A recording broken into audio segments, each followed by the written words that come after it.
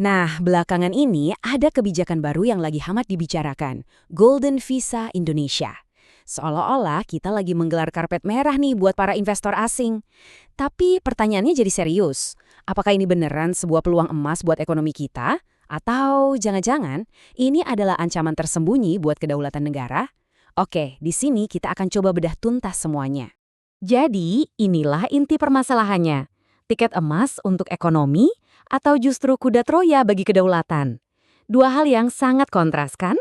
Mana yang lebih mendekati kenyataan? Nah, inilah yang akan jadi fokus utama kita dalam penelusuran kali ini. Oke, sebelum kita melangkah lebih jauh, kita samakan dulu persepsi. Sebenarnya apa sih yang dimaksud dengan Golden Visa ini? Mari kita lihat konsep dasarnya. Sederhananya begini, Golden Visa itu semacam kesepakatan. Yang menarik, jadi ada investor asing yang menanamkan modal dalam jumlah yang signifikan, besar gitu ya. Sebagai imbalannya, Indonesia memberikan mereka izin tinggal jangka panjang. Nah, yang perlu digarisbawahi, ini izin tinggal ya, bukan langsung jadi warga negara, beda. Dan biar kita tahu konteksnya, Indonesia ini bukan negara pertama yang punya kebijakan ini. Negara lain seperti Portugal atau Singapura udah lebih dulu menjalankannya.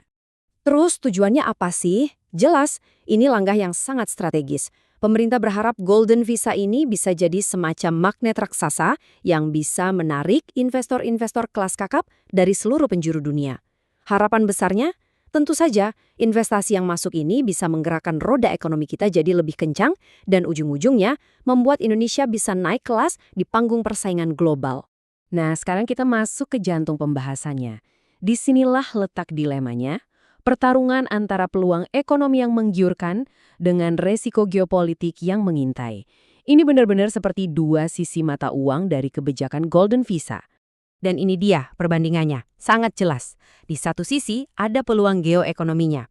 Kita bisa lihat modal global bisa mengalir deras, pembangunan nasional bisa melesat, dan pengaruh ekonomi kita di kawasan bisa semakin kuat. Tapi lihat sisi lainnya, ada resiko geopolitiknya. Kita bisa jadi terlalu bergantung secara ekonomi, hubungan internasional jadi nggak seimbang, dan yang paling bahaya, kemandirian kebijakan luar negeri kita bisa terancam. Dilematis kan? Ini juga pertanyaan yang sangat fundamental. Soal timbal balik atau istilahnya resiprositas. Gampangnya gini, kalau kita membuka pintu lebar-lebar untuk investor dari negara X, apakah negara X juga melakukan hal yang sama? Apakah mereka juga memberikan kemudahan yang setara untuk warga negara atau pebisnis dari Indonesia? Karena kalau tidak, ya ini bukan kemitraan yang sehat dong, jadinya hubungan yang timpang. Oke, dan ini mungkin resiko keamanan yang paling bikin kita was-was. Tanpa pengawasan yang super ketat, pintu yang tadinya kita buka untuk investasi, bisa-bisa malah jadi gerbang masuk bagi jaringan kejahatan terorganisir lintas negara. Bayangkan, mereka bisa melakukan pencucian uang atau aktivitas ilegal lainnya yang mengancam stabilitas nasional, dan mereka melakukannya sambil berlindung di balik status izin tinggal yang resmi. Ini bahaya banget. Tapi, penting banget nih untuk kita ingat, sebenarnya Indonesia itu sudah punya prinsip dasar keimigrasian yang kuat, namanya selective policy atau kebijakan selektif. Artinya apa? Artinya nggak sembarang orang asing bisa masuk ke sini.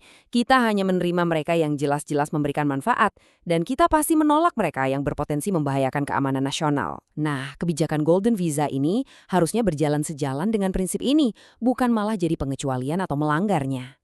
Oke, sekarang kita coba mainkan sedikit imajinasi kita dan lihat ke depan. Coba kita proyeksikan, apa sih yang kira-kira bisa terjadi dalam 10 tahun ke depan kalau kebijakan ini benar-benar berjalan? Mari kita lihat 3 kemungkinan skenario. Nah, di sini kita bisa lihat 3 kemungkinan jalan cerita.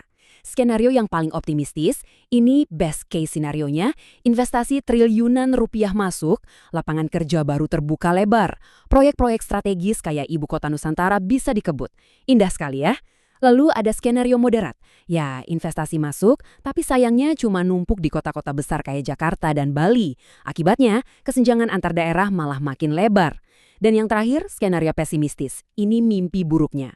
Kebijakan ini malah disalahgunakan, jadi surga buat spekulan properti, jadi tempat cuci uang, dan bahkan jadi alat infiltrasi kepentingan asing. Ngeri ya? Jadi, ini dia intinya. Kalau skenario pesimistis itu yang sampai terjadi, kita ini ruginya bukan cuma soal uang. Bukan. Yang dipertaruhkan di sini adalah kedaulatan ekonomi bangsa kita. Dan itu adalah harga yang terlalu mahal untuk dibayar. Terus gimana dong solusinya? Setelah melihat semua potensi dan resikonya, apakah kebijakan ini lebih baik dihentikan saja? Atau sebenarnya masih bisa dilanjutkan, tapi dengan banyak perbaikan? Nah, mari kita lihat apa kata para ahli dan bagaimana rekomendasinya. Nah, ini dia kesimpulan penting dari para ahli. Intinya, secara hukum, kebijakan Golden Visa ini sebenarnya layak untuk dilanjutkan. Nggak ada yang salah secara legal. Tapi, ada tapinya, dan ini yang paling penting. Kelayakannya itu sangat bergantung pada satu syarat mutlak.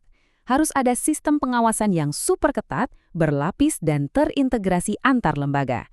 Tanpa itu, kebijakan ini bisa jadi bumerang. Jadi, gimana cara memperkuat pengawasan itu? Setidaknya ada 4 langkah kunci yang direkomendasikan. Pertama, perkuat due diligence atau uji tuntas. Kita harus benar-benar selidiki sumber dana investor, jangan sampai ada uang panas yang masuk. Kedua, tegakkan prinsip resiprositas atau timbal balik. Hubungannya harus saling menguntungkan. Ketiga, tetapkan kuota nasional. Jadi, jumlah visa per negara itu dibatasi, biar kita nggak terlalu bergantung pada satu negara saja. Dan yang keempat, ini krusial banget, tingkatkan koordinasi. Imigrasi, intelligence, lembaga keuangan, semuanya harus kerja bareng, jadi satu tim yang solid. Pada akhirnya, kalau kita tarik benang merahnya, semuanya akan kembali ke satu kata kunci, keseimbangan. Ini soal seni menyeimbangkan. Bagaimana caranya kita bisa membuka diri, merangkul peluang dari investasi global, tapi di saat yang sama, kita juga bisa melindungi kedaulatan dan kepentingan nasional kita mati-matian. Inilah ujian sesungguhnya. Mampukah kita menari dengan lincah di antara dua kutub ini? Sebagai penutup, saya mau meninggalkan sebuah pertanyaan untuk kita renungkan bersama. Isu Golden Visa ini kan sebenarnya cuma satu contoh kecil dari tantangan yang jauh lebih besar.